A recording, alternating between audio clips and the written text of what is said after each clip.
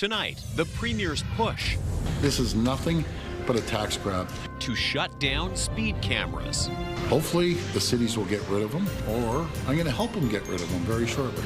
And the plea from local leaders I think there's a meet in the middle moment here for everyone, including the Premier. to find a balance, cutting off costly crimes. So they're pretty brazen, and they don't seem too concerned about their actions from time to time.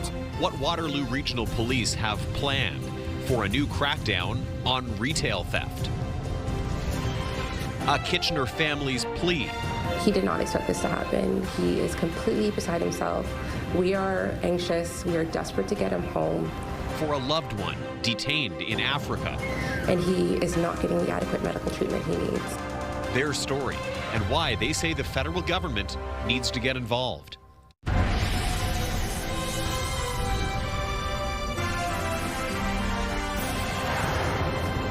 Good evening. Premier Doug Ford says it's time for communities to get rid of speed enforcement cameras. He made the comment today when he was asked about some of the cameras in Toronto that keep getting knocked down and what a councillor there is calling coordinated vandalism. CTV's Ashley Bacon joining us live with local reaction now. Ashley, certainly no shortage of opinions on this speed camera program. There are dozens of them in our area. The Premier making it clear he thinks local leaders should get rid of them. That's right, Tony. Ford seems adamantly against having them throughout the province, calling the program a tax grab. But local leaders say the program is working, saying roads are safer for drivers and pedestrians. It's just a tax grab, and they should take out those cameras, all of them. Today, Ontario Premier Doug Ford taking a stance on municipal speed cameras, indicating the province might take action if local municipalities don't. Hopefully, the cities will get rid of them, like Mayor Del Duca did in Vaughan, or I'm going to help them get rid of them very shortly. The Premier suggesting signs and policing replace the cameras. I have an idea. Why don't we put a police officer with a radar gun there every once in a while? So it'll be a radar drop and people will slow down. But to put this photo radar and some people driving through a neighborhood and they're 5-10 kilometers over, they're getting nailed, it's not fair. So I'm dead against this photo radar that they have. Comments surprising residents of the region. I'm actually very surprised to hear that from a politician. Why wouldn't he want to make more money? That's very weird to me. For someone who got hit by a speeding driver not too long ago, I was kind of surprised. He did get hit by someone who was speeding. A repeat offender at that. Right, so that doesn't make sense. The program is viewed as a success in Guelph. Anywhere between a 14 to 19% reduction in speeding over the course of a year where these are located in those 12 different areas. Mayor Cam Guthrie saying he thinks municipalities and the province should find a balance with these programs. I think there's a meet in the middle moment here for everyone, including the Premier, to say, like, hey, if you're going to do these, if you're going to do it, they have to be in community safety zones. They have to be around schools like Guelph is doing. And they can't be just, everywhere at all times. With more cameras expected to come online on regional roads in the coming weeks, some residents welcome the additional enforcement. It reminds people that, you just, can't, drive as fast as you can. There's a lot of fast cars out there today. And I think it's a good idea. Now that it's back to school season, I think it's important that people are paying attention to the speed limits with little ones around. For now, speed cameras will continue to operate throughout the province, and as for the region of Waterloo, another 11 cameras are expected to come online in the coming weeks. Tony. Ashley Bacon reporting live. Ashley, thank you for that. And let's get a first check on the weather now. We head outside tonight to Alex Pinto on the patio on a beautiful Tuesday, Alex. Yeah, conditions are beautiful out here tonight, Tony. Another day filled with sunshine. We've been really fortunate with a nice sunny stretch and pretty much around seasonal conditions, which is pretty nice to see. A little bit of a warmer day. We're noticing a little bit of a slight cool down here, but overall quite comfortable. Maybe you want to have dinner out on the patio or the deck tonight. It would be the night to do so. So starting with our satellite and radar map, this hour, mainly clear conditions. We are seeing just a few clouds, so depending on where you are, you might just see a few poking just in front of that sunshine that we're still seeing this hour. But not too much activity, which is pretty nice to see. Right now, we're sitting at 22 here in Kitchener-Waterloo, 22 in the City of London. It is 23 if you're in Sarnia, 21 if you are in Godrich this hour. So most of southern and southwestern Ontario sitting in that 20-degree territory this hour. So pretty comfortable in terms of your Tuesday. We'll let you know how long this sunny stretch is expected to last for and when we could also see the overnight lows get back up to seasonal instead of the 4 degrees that we saw overnight last night. Tony. Okay, Alex, thank you. We'll talk to you shortly. We've had no shortage of stories lately about thieves getting caught on camera. Tonight, Waterloo Regional Police are hoping to curb a spike in retail crime with a new blitz focusing on specific locations where they believe thieves may turn up. Let's go to CTV's Krista Simpson now to tell us more about this. Tonight, Krista. Well, Tony, people may notice more officers around specific retail locations that police have identified as potential targets. But there will also be less visible efforts underway aiming to stop these crimes before they happen. Baby formula, perfume, and pricey cosmetics, expensive alcohol, cell phones, all on store shelves, all potential targets of highly coordinated thieves. What we're starting to see is that retail losses or retail crime is accounting for roughly $10 billion of loss annually for Canadians, and this is a massive ripple effect. Ranging from safety concerns for store employees to higher prices on goods to an inability for people to get products they need when they need them. In Waterloo Region, police say reports of retail crime jumped by 36% between 2023 and 2024. Just last month, a brazen theft of $8,000 in product from a Kitchener LCBO caught the attention of the Premier. The significant increases leading police to launch a retail crime safety blitz this September. Regional police say it appears to be a relatively small group of repeat offenders who travel between jurisdictions. They're pretty brazen and they don't seem too concerned about their actions from time to time. Regional police say in this blitz they're focused on 10 locations around the region chosen based on data. We've looked at the top 10 locations for retail crime in all of our jurisdictions here in Waterloo Region, and we've deployed officers accordingly. Some are uniformed, the obvious police presence meant to deter thieves. Others will be harder to see. What is transpiring behind the scenes is the use of covert or plainclothes people across the region who will be conducting surveillance, static observations on people, and carrying out criminal information that we can process and effect arrests on when the timing is right. Police saying they hope to stop potential thefts before they happen. In these instances, we're positioning ourselves strategically to be at those locations because we have a strong sense that these people are going to show up and commit crime at these locations at these times. So it makes it a lot better if we're able to interdict that crime before it's happening in the first place. Police say these stolen goods can later appear on online marketplaces in other communities, or they may end up being exported overseas to be sold there. Tony. Okay, Krista Simpson with that report. Krista, thank you. In Hamilton, police have made a third arrest now in a shooting that killed a Mohawk College student earlier this year. Harsimrat Randhawa was shot and killed on April 17th while standing near a bus stop in Hamilton. Investigators say 29-year-old Jaden Jones was taken into custody in Toronto yesterday and faces several charges, including first-degree murder. A 32-year-old and a 26-year-old were also arrested last month. Anyone with information about the case is asked to get in touch with police or Crime Stoppers. Well, the mayor of Barrie has declared a citywide state of emergency over the growing number of homeless encampments. He is citing escalating safety concerns after a double homicide in one encampment and the continued toll that unregulated drugs are taking. CTV's Heather Wright reports. From Michael Gervais' front steps, the extent of Barrie's encampment challenges is clear. More than a dozen tents dot the sidewalk, a number he says is growing. The drug use is rampant out here. It's nonstop. It's all day. Gervais says in addition to drug use, violence is escalating as well. Recently, 2 pieces of metal rebar were thrown at his house. One hit close to the door, and the other one came to through the window. Today, Barrie's mayor declared a state of emergency over homeless encampments, citing a recent double homicide, fires, overdoses, and excessive E. coli levels in the city's waterways. It's not a safe environment for the folks who are living there. It's not a safe environment for those who are around them, who are walking by them, or who are permanent neighbors of encampments. The emergency declaration covers all city-run public spaces, including parks, sidewalks, and trails. Mayor Alex Nettle says it will allow staff to enforce encampment protocols more aggressively, including dismantling the sites considered most high risk. The city has also earmarked more resources for addiction, mental health, and housing. But Nettle adds if people don't accept help and get off the street, they won't be allowed to stay in the city. The folks who've been offered help and offered support, if they don't take it, that's their choice. That's not the people of Barrie's choice. Encampments have been growing in cities across the country, especially since the pandemic. A lack of affordable housing, limited support services, and nowhere else to go have pushed many to live in tents.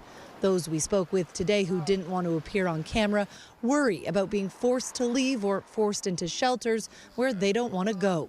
Advocates say simply removing encampments doesn't address the root issue, simply moves the problem elsewhere. Barrie has not said when they will begin removing these sites, but say it will likely take months. Heather Wright, CTV News, Barrie, Ontario. There is still no word on when disgraced Guelph Police Constable Corey MacArthur will learn his fate with the force. MacArthur assaulted a teen in hospital back in 2016, and the service is seeking to dismiss him. However, the next date for his penalty hearing, set for tomorrow, was abruptly canceled today due to, quote, an unforeseen emergency. Let's go over to CTV's Alexandra Hollick now, who's been looking into this for us and joins us live. Alexandra, we should note this is the second penalty hearing for Constable MacArthur. That's right, Tony, and it's already dragged on for over a year. It started back in July 2024, and while there have been a few dates since then, several have been canceled. It all stems from an incident that happened 9 years ago this month at Guelph General Hospital. The assault was caught on camera, and a warning, the footage may be disturbing to some. Back in September 2016, security cameras captured a 17-year-old boy handcuffed to a hospital bed, kneeing MacArthur. MacArthur responded with an elbow strike that left the teen with a bloodied face. Nearly 2 years later, in July 2018, MacArthur pleaded guilty to assault. Court heard he had undiagnosed post-traumatic stress disorder.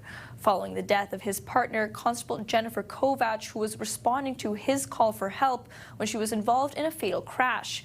After the court proceedings, MacArthur faced a Police Services Act hearing. In October 2022, the officer in charge gave MacArthur 7 days to resign or be fired. MacArthur appealed and won. Nearly 2 years after that, in July 2024, his second penalty hearing began, with MacArthur once again pleading guilty to discreditable conduct. And once again, the Guelph Police Services lawyer argued the only appropriate penalty was dismissal. But MacArthur's lawyer says his client has changed, undergone counseling, and is ready to return to work. The hearing that was delayed due to an unforeseen emergency is now scheduled to resume next Wednesday. We should also note that the 2016 incident was not the first time Constable MacArthur was charged with assault. We have details on that history and a timeline of his case over on our website, ctvnewskitchener.ca. Tony. Alexandra Hollick reporting live. Thank you for that. General Motors now says a shift cut at the Oshawa plant will take effect early next year. GM Canada says the facility will continue operating on 3 shifts through January of 2026, and after that, it will return to 2 shifts. The company says the timeline reflects current production plans and insists the automaker will work closely with Unifor to support employees throughout the transition. GM originally announced the move in May following the announcement of U.S. tariffs on Canadian-built vehicles. Well, we turn now to the impact of cutbacks at Ontario colleges. There are fears thousands of faculty and staff could lose their jobs. One union is raising questions about why billions of tax dollars are being spent on private skills training. As CTV's John Woodward reports, getting answers about a particular grant is proving harder than expected. My goodness, look, the Brussels sprouts are in.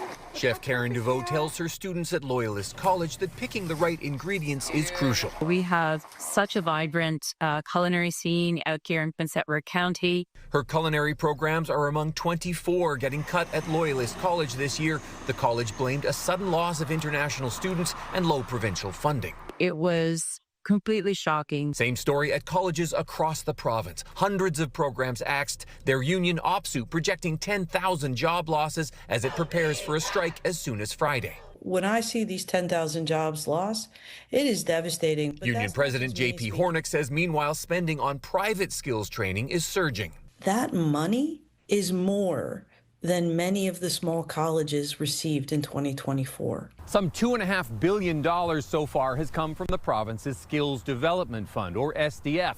The provincial government says it's a novel way to retrain workers amid the twin hits of COVID-19 and U.S. tariffs. $11 million of that went to Scale Hospitality to train at-risk youth to work in its network of restaurants. So submitted late and scored low. The NDP's Jamie West told a legislature committee bureaucrats ranked Scale Hospitality's application at just 51%.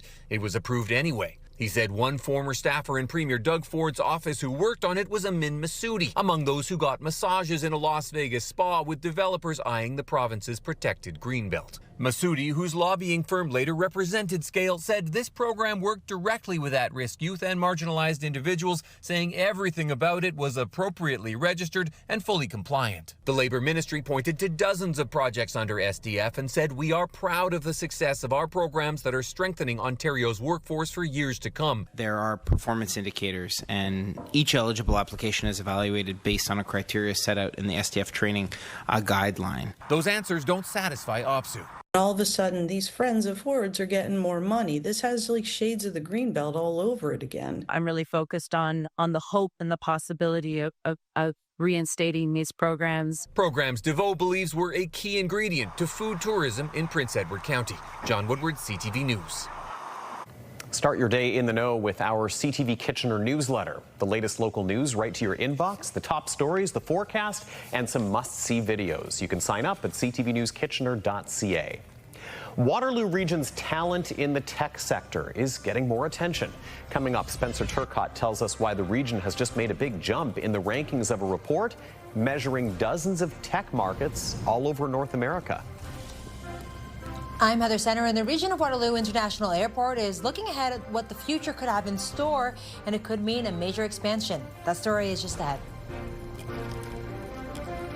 Well, comfortable conditions for your Tuesday afternoon and evening. That sun still shining. We'll take a look at your long-range forecast coming up a little bit later.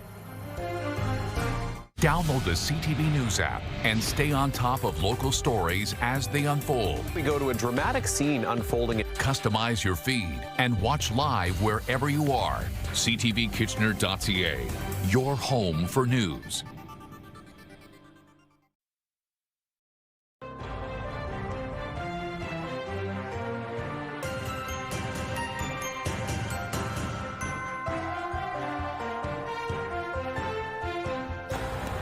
Waterloo Region's airport has its sights set on more expansion. This year marks the 75th anniversary, and today regional councillors heard about the airport's growth plan for the next couple of decades. CTV's Heather Centerin is live with more. And Heather, that draft plan was shown to councillors just a little while ago. It was presented to the Sustainability, Infrastructure and Development Committee meeting. Tony, although staff say YKF has been doing well, there has been a decline in passenger use this year. But at the meeting, staff seemed confident it only goes up from here. The region of Waterloo International Airport is due for an expansion, but officials say development remains trigger-based. We will not build it and they will come. We will build it when they come. Flair Airlines cutting international flights could have led to a decline in usage at YKF, but officials say 2025 is still shaping up to be a great year. We are at 330,000 at the end of August, so I am very confident we will hit 425,000 this year.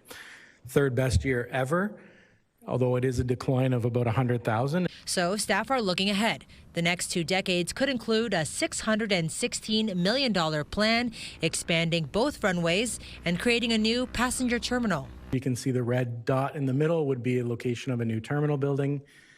That went through a significant process in order to score all the appropriate locations, and that one won hands down for a number of reasons. But we have some new development areas: the natural heritage management, indigenous landscaping area. It shows the property line, and then woodlands and wetlands. The last time the plan was updated was 2017, and a lot has changed since then. We looked at 2023 data, and it has, grown exponentially since the last economic impact study that we did. 44 businesses are operating at the airport with 660 employees and a total economic output of $390 million, which is really massive growth. Tuesday's meeting was just for information, as it still is early in the planning process. We will be now completing a long-term financial analysis. We pretty much understand the expense side, but we really want to look at what the revenue side looks like. Airport staff say after the financial analysis is complete, the next steps would be consultation with tenants, industry, and the community. Staff say their goal is to present a final airport growth plan to Regional Council. That will be early next year. Tony. All right, Heather Centerin reporting. Thank you, Heather. There have been studies looking at the effects of cannabis on young brains and others looking at the effects of alcohol. Now a new study looks at the effects of the two together for young people with legal access to both. CTV's health reporter Pauline Chan has details. Studies looking at alcohol use with marijuana have been done before, but mostly in the U.S. when cannabis was illegal. But the study by Jeffrey Wardell looks at Canada after marijuana was legalized. We were going to do it in a legal environment to see, what did this look like? What does this look like now that young people can access it? Recent figures show 50% of Canadians aged 19 to 25 use marijuana to some degree, and Wardell's study focused on the motivations behind using pot and alcohol, particularly together. And we know that when you use two drugs together, they can have interactions. And so we were interested in understanding that. In a new technique, the 150 participants used an app during 3 periods over the course of a year to accurately record when and how they used the two substances. They found that young people tended to use both substances during times of stress or negative emotions. The reason they give is because it gives them a more intense high. They're trying to really avoid those emotions, and combining the two drugs produces more intense subjective effects. But in doing that, Wardell says there was also a higher risk of other health dangers. A greater risk for dependence or substance use disorder developing over time if you combine drugs, as well as other mental health outcomes. So being at greater risk for worsening depression, worsening anxiety. Wardell has advice at a time when young people are beginning the college term or undergoing other stressful new situations. Just be mindful that this isn't probably a good strategy, that even though maybe in the immediate term using cannabis and alcohol or combining the two especially might make you feel better. He says employ good judgment in your substance use and seek other ways like exercise or talking to others to alleviate stress. Pauline Chan, CTV News. Well, a live look outside at the end of a pretty nice Tuesday. Nice temperatures out there for the second week of September. Alex is back in a couple of moments with the extended forecast. Also ahead, the Buffalo Bills teaming up with Maple Leaf Sports and Entertainment. Find out what that's all about a little bit later. And next, a Kitchener family's plea for Ottawa to get more involved in the case of a loved one who's detained in Ethiopia. We'll hear their story in a few minutes.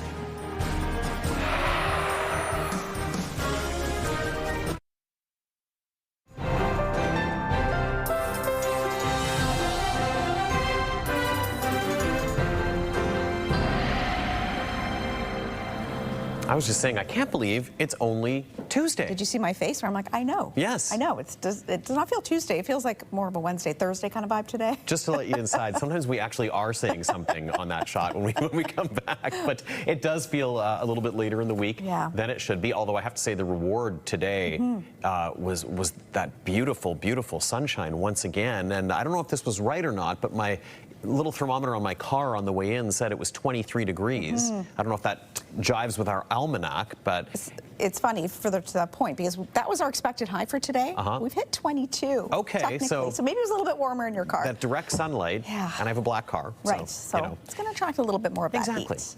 But yes, so we're still sitting, we haven't hit that 23-degree mark yet. I don't know if we're going to at this point, because even when we were just outside not too long ago, we could start to feel that temperature start to dip a little bit. Evenings are getting cool fast.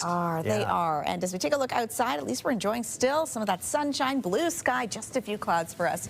For your Tuesday, honestly, beautiful, beautiful day. Lucky for us, we get to also enjoy, Tony, a couple more days of sunshine and similar conditions. So I'm not going to be one to complain, especially as, yes, we are still enjoying plenty of summer before we officially welcome fall in a couple of weeks. So these are the days we want to get outside, enjoy, and really take advantage. In terms of overnight lows, though, that's been a big talk about because it has been quite cool. 4 degrees is what we saw overnight last night. And at least we're going to be getting back up to the double digits in terms of overnight this week, which is great to see. But as we look at our future cast getting into the rest of the evening, really not too much to report. Nice, clear conditions. Again, maybe a little bit of cloud cover coming over us here, getting into your Wednesday as well, and even Thursday. But in terms of daytimes, expected to see plenty of sunshine in store and very, very comfortable conditions. So we should be sitting around the lower to mid-20-degree mark this week, which is pretty nice to see. So yes, we are dipping down temperature-wise. We are now at 21 here in Kitchener-Waterloo, 21 in London as well. Also 21 if you are in Toronto, Hamilton, some other areas of the GTHA this hour as well. So yes, our expected highs, we noted a little bit before, it was supposed to be 23 degrees, but 22 is about as high as we got today, at least from our recordings. And normal for this time is 21, but a record high, 33 degrees. That was set back in 2002, and it was on this day in 1979. We saw an overnight record low of just 1.9, so 2 degrees, which is definitely below seasonal. But technically, being in that 7-degree mark, we are below seasonal as well, too, for our overnight low. Still a little bit chilly, but not quite as cold as the 4 degrees we saw overnight last night. So that sun now rising 6:54 a.m., so inching closer and closer to 7 in the morning. Hard to believe already. And that sun setting at 7:43 p.m. now. So as we get into the overnight, just a few clouds for us expected, but mainly clear conditions overall. And that's when we could also see some fog patches start to develop into the overnight hours. And you might notice it if you are up quite early, 5, 6 o'clock or so, you might still see it in there before that dissipates later in the morning as well. So for tomorrow, 24 degrees is our expected high. Another day, beautiful sunshine. UV index, though, sitting at about a 6, so that is considered high still at this point. So over the next few days, take a look at that sunny stretch we are expected to see and enjoy as we sit into that mid-20 territory. But then starting Thursday, that's when we're going to get back up to the double digits in terms of those overnight lows and getting back into that more seasonal feel in terms of the overnight conditions. So pretty nice to see. For Lambton, Kent, and Essex, lots of sunshine for you in store as well. High of 25 expected over the next couple of days, and you are going to be sitting around seasonal. Already for you tomorrow, you're going to be sitting at about 12 for your overnight low. And for southern Georgian Bay, you're going to start with a little bit of cloud cover potentially in the morning, but that is expected to clear as the afternoon goes on before another sunny stretch for your Thursday and Friday is expected. And then a chance for a little bit of wet weather at this point, at least, could roll in as we look ahead to your weekend. All right, and here's tonight's Weather Watcher picture. So take a look at this shot sent to us by Gord. It's pretty cool, who says the St. Mary's Fire Department appeared to be painting a rainbow during a recent training session. But of course, they're not actually painting the rainbow.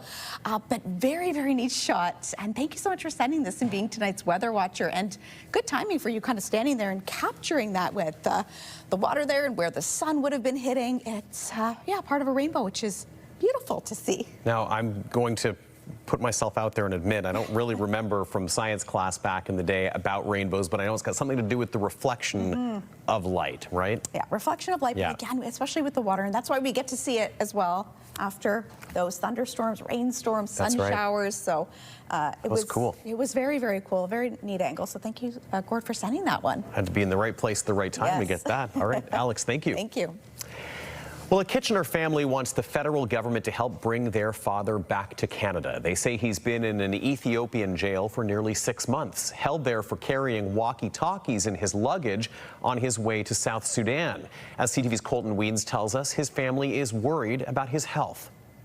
Because you never know who's willing to support you when you're in a tough situation. For nearly 6 months, Nairini Pal has been desperately trying to get her father back to Kitchener after he was detained in Ethiopia in March. He did not expect this to happen. He is completely beside himself. We are anxious. We are desperate to get him home. He's turning 68 in November. He has high blood pressure. He has diabetes. According to Pal, her father, Peter Jola, went to visit family and friends in South Sudan in March, but he was detained at an Ethiopian airport for having walkie-talkies in his luggage. Originally, they actually told him that he could leave them there and that he would be able to pick them up upon arrival. And then he was told that he wouldn't be able to leave and was thus being taken over for detention. Pal says her father loves tech and wanted to give them as gifts when he arrived. Instead, he was taken to an Ethiopian jail. So we've contacted the embassy. I think they've made a total of 2 or 3 visits to him in the prison.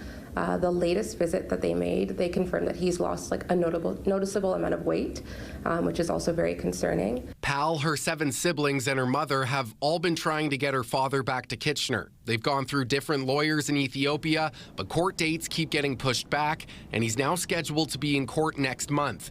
And she says the Canadian Embassy has warned the family they don't get involved in legal proceedings. If the legal process continues, we can respect that, but we require that the hospitals in Ethiopia and the prison that he's currently in are able to get him the medical treatment he so needs. Pal says her father has been a Canadian citizen for over 30 years and had a suspected kidney tumor before he left. She's created a GoFundMe page to help with legal fees and to send food to the jail, but she hopes there's more help somewhere. We've reached a wall within our own community, and we are looking for people who have the resources, not just financially, but who knows a person that can help, whether it's lawyers here, lawyers in Ethiopia, MPs. He has so much love in his heart for this country, and it really brings him immense sadness that he does not feel supported. The Ethiopian Ministry of Justice did not respond to CTV News' request for a comment. Global Affairs Canada tells CTV News it is aware of the detention of a Canadian citizen in Ethiopia,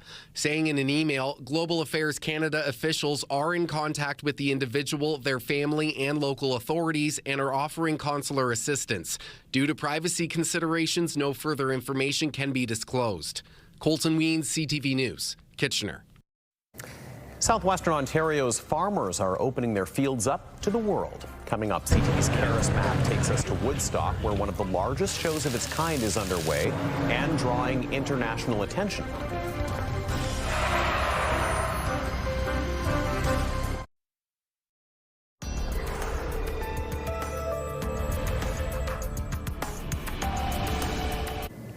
Waterloo Region has soared in the rankings of North America's tech talent pool. It has comfortably moved into the top 10, up 11 spots from last year, in a new report measuring tech markets around the continent. As CTV's Spencer Turcotte tells us, tech job growth is largely propelling it.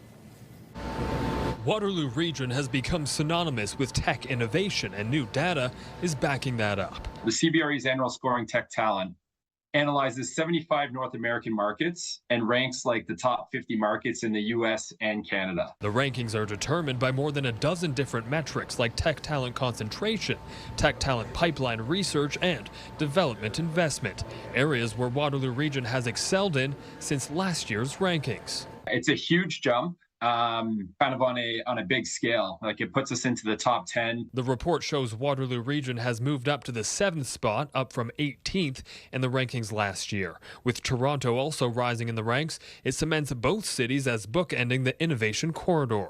It is now abundantly clear that we have this tech talent readily available in the innovation corridor, and we rank the 3rd largest tech cluster in North America. So what's driving Waterloo Region's success? Strong job growth of computer and information system managers, a nearly 370% increase in those roles from 2021 to 2024 is a major contributor.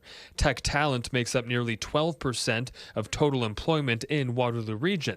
The report also comes as Waterloo celebrates Tech Week, hosting events for people who are interested in the tech field. Organizer and second-year computing and financial management student Tong Lu says the numbers aren't surprising, especially given events like Tech Week. Part of the reason is the University of Waterloo and the passion and innovation that the students bring. So it's great that we jumped a lot, but it's not entirely unexpected. So while North America's tech sector is always changing, it seems one thing is constant. Waterloo Region is at the forefront. Spencer Turcotte, CTV News, Kitchener. And time to recap our top stories with Leanne Evans in studio. And Leanne, the Premier making some new comments today urging municipalities to get rid of speed enforcement cameras. Yeah, this all kind of came up today when he was asked about some of the cameras in Toronto that kept getting knocked down. Ford calling the program a tax grab. But local leaders say the program is working, saying roads are safer for drivers and pedestrians. For now, speed cameras will continue to operate across the province. Another 11 cameras are expected to come online in the coming weeks in Waterloo Region. Waterloo Regional Police hoping to curb a spike in retail crime with a new blitz. They've identified the top 10 locations in the region based on data where they see retail crime. They're deploying officers at these sites. Items like baby formula, perfume, cosmetics, alcohol, and cell phones are all potential targets of highly coordinated thieves. And Leanne, looking at what our digital team is working on tonight. You've brought us another animal story. This one's a little bit different than the last couple of nights. At the Humane Society in Cambridge, they're looking for the owners of a snake. Yeah, this one definitely different than our happy puppy stories. For sure. So the snake was found Sunday on Lena Crescent in Cambridge. Staff say it's currently being held at the Hobbitsy Wildlife Refuge while it recovers from minor injuries. You can read more about the snake and message from the Humane Society and what they're hoping you do if you might be the owner of this snake. Scan the QR code, download the CTV News app, or go to ctvnewskitchener.ca. Tony. Okay, let's hope that gets resolved. Leanne Evans, thank you very much. Thank you. Canada's outdoor farm show kicked off today in Woodstock. Touted as the largest Canadian event of its kind, it's drawing people from all over the world to a one-stop shop for all things farming. CTV's Karis Map gives us a look.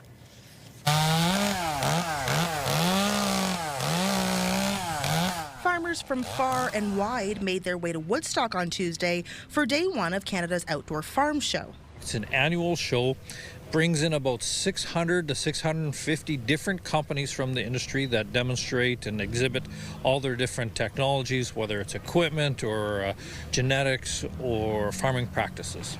Over 100 acres dedicated to live demonstrations and vendor browsing in the dairy capital of Canada. The farmers are coming here to meet with the different suppliers they have, whether it's for equipment or whether it's the fertilization companies or their livestock or the crop. Being hosted in Woodstock for over 30 years now, farm show organizers say in the last 5 years or so, there's been a real focus on the advancement of technology shaping the agricultural industry, not just in Canada, but around the world. They'll have international buyers come and visit with the companies that manufacture agriculture equipment that they can take back and import into their own countries, and vice versa. Some of the cutting-edge technology includes the latest cow milking robot. The arm goes underneath automatically. There's a camera on there that senses where the teats are on the cows, and it one by one places the milkers on the teat ends, and it milks it within a few minutes. Or the emergence of drone use. We can get into a field when a ground rig can't. We don't cause compaction. We don't tramp any crop. And it's all autonomous. It all flies by itself. This vendor even had a shade shelter for overheating animals. Like any animal or person, they don't like the heat. So with cattle anyway, milk production goes down, growth, fertility goes down. They just, it's just not nice. Organizers say with so much growth, agriculture practices in Canada are often taken for granted. When you go to other jurisdictions that practice the same type of agriculture, they're doing things that are 20 and 30 years behind us. The show runs until Thursday, starting every morning at 8:30 and wrapping up by 5 p.m. Karis Map, CTV News, Woodstock. Later on CTV News, some Bruce County filmmakers taking their art to new depths. Why they're on a big mission to capture something deep in Lake Superior.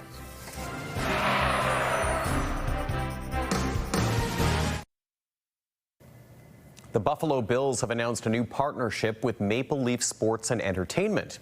CTV's Sean Leathong tells us how they're teaming up to try and grow the game of football. Let's go. With every quick step or every catch, these young football players are helping grow the game. This is a game that actually commands camaraderie, right? Teamwork is essential. Today, while running a clinic for youth football players at BMO Field, Maple Leaf Sports and Entertainment announced a partnership with the Buffalo Bills. aimed at engaging fans in Canada. Having played for both the Argos and the Bills, Doug Flutie knows how much the game means to both Toronto and Buffalo. It's just a great fit. It's something that's so natural. I don't know, it's 100 miles apart. So, and the fact that actually probably the best 5 years of my career is you to put those two together. And Raptors legend Vince Carter, who recently purchased a minority stake in the Buffalo Bills, says he's become a member of Bills Mafia, but he isn't ready to start jumping on tables. I'm in my late 40s now. That's not one of the things I want to do. You could break a lot of tables. I could break a lot of bones as well. Nah. What it means for fans is Bills merchandise will be on sale inside MLSE buildings. There will also be collaborations between the Bills and the Argos for watch parties in the future. Go! And like today, creating the Future of Football program, where the two teams will run clinics aimed at bringing more youth into the game itself. To create clinics across Ontario and in the Toronto area is fantastic for the game. It's great for the Argos. It's great for the Bills. It's great for MLSE. It's a terrific partnership. Toronto's the second biggest media market in North America. I mean, this is a place that we have a lot of Bills fans right now, and we'd like to inspire the next generation. On October 4th, the Argos will host a Future of Football celebration when the team takes on the Hamilton Tiger Cats at BMO Field, complete with Argos Bills merchandise.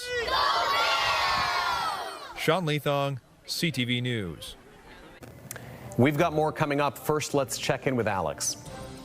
Comfortable conditions for your Tuesday night, still sitting at about 21 degrees here in Kitchener, Waterloo. We'll take a look at how cool it could be to start off your day and wake up weather coming up. Here's a look at your Tuesday night lineup. Stick around at 7 o'clock for E-Talk before several episodes of The Big Bang Theory until 9. Then it's The Amazing Race Canada before High Potential at 10. It's Jeff, KP, and Backstage Ben in the morning. Three awesome people that want to start your day or finish your overnight shift. You'll laugh, you'll text, you'll call, you'll scratch your head, and maybe even beat Backstage Ben. Weekday mornings from 5:30 to 10. Listen live on the iHeartRadio app or at 105.3 Virgin Radio.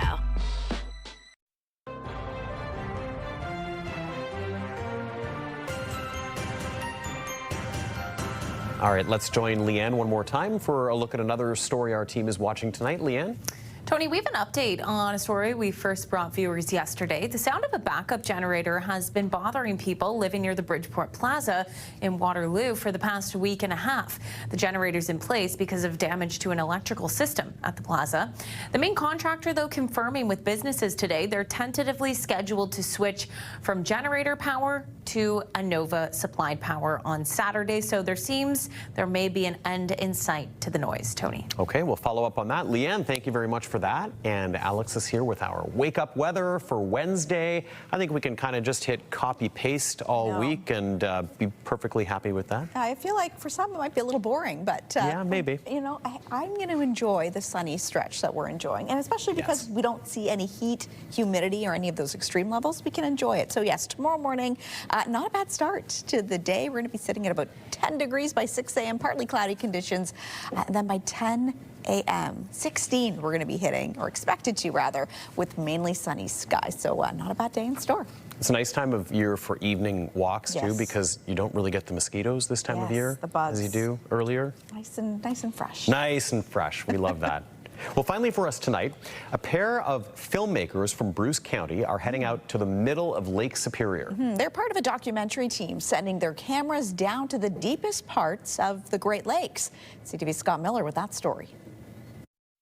The research vessel Blue Heron left Duluth this morning, steaming towards a once-in-a-lifetime underwater research opportunity in the middle of Lake Superior. It's this really unique environment. It's basically this underwater Everest is what we've been calling it anyway. Covering 11 square kilometers and rising more than 300 meters off the lake bed, the Superior Shoal is the focus of a North American research mission currently underway. Along for the ride to document it all, a pair of Bruce County filmmakers. There's a whole bunch of species that have never been on camera before alive that are right here in the Great Lakes, and a bunch of them live in those deep waters around the Superior Shoal. Milnick and his partner have been exploring the largely undiscovered world of the Great Lakes for the past several years with their underwater robotic camera.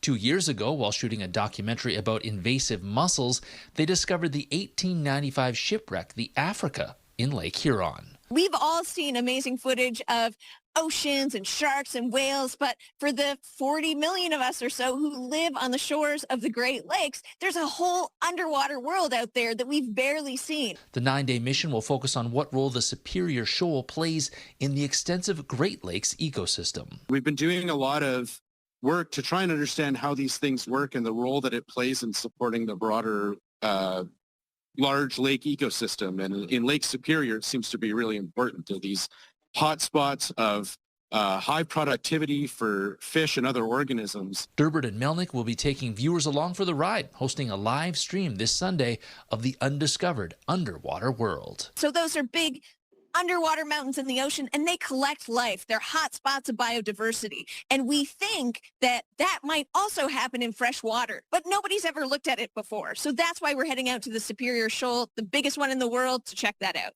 In the Great Lakes, Scott Miller, CTV News.